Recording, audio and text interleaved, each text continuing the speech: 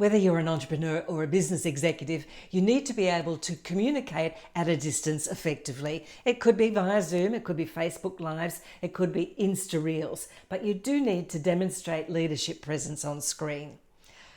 Hi, it's Sue with your FAQ, and the question is for you this week: how do you project presence on screen? Well, I have 5 tips that will help you have that screen impact. Make an entrance. The first impression should match the image that you want to create. So whether that's relaxed or formal or colourful or monochromatic, casual, what you wear and your overall look will have an impact. So your style choices, clothes and the colour choices that you have convey messages as well. So dark colours are more authoritative and lighter shades are relaxed. Florals, say feminine and friendly. Busy patterns can just be confusing, and happy colours are yellows and oranges and also light blues. So the styling of your stage is also part of the visual impact, whether it's an office space, a kitchen or outside in a park. You just need to make sure that the background is working for you. You don't need a pole sticking out of your head or a messy open cupboard door. What's your mood? Think about the mood that you want to create. So do you want your audience to feel inspired? Do you want to be interactive? Do you want them to feel warm and fuzzy perhaps? So do you need to inspire people, and do you want to establish your expertise? Prepare. Now, it's worth it to prepare the content that you want to deliver and run through what you want to say a few times. Write down just a few bullet points of what it is that you want to say and rehearse. You can have it on notes, and it's perfectly okay to look at your notes from time to time.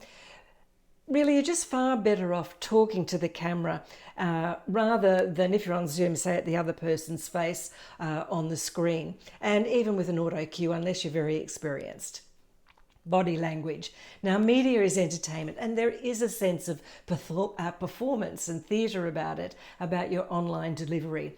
So you need to be slightly larger than life, a little bit more animated, but at the same time natural with the way that you talk and just how you gesture and also how you smile. So you don't want to sit back in your chair and slouch. That's really not the way to do it. Or just sit slightly forward, not too stiff, just the way that you are in normal conversation. And also, you don't want to sit there very still and keep your head still and don't move your eyes and head at all, because that, of course, would be too boring. Be bright and buoyant in your delivery, but don't use those wide gestures or fling your arms around too much.